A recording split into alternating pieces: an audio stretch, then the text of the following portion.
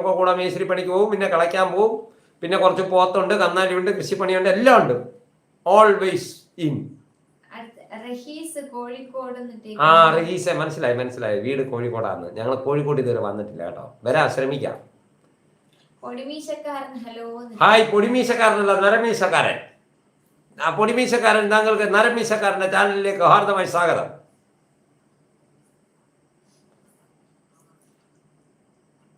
Hello, താണ്ട ഇരിക്കുന്നവരെല്ലാരും ഇങ്ങനെ 2 വട്ടം touch ചെയ്യാമെങ്കിൽ like വരും. പിന്നെ നമ്മുടെ 10-11 പേര് ഇരിപ്പുണ്ട്, അവർ ലൈക്ക് ഒന്നും ചെയ്യത്തില്ല കേട്ടോ.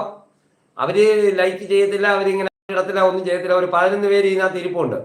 നമ്മളിലെ പറയുന്ന കേസിന്റെ ബാക്കി കാര്യങ്ങൾ വല്ലതും പറയുന്നുണ്ടെങ്കിൽ അത് കേൾക്കാൻ വേണ്ടി ഇരിക്കുന്നവര്.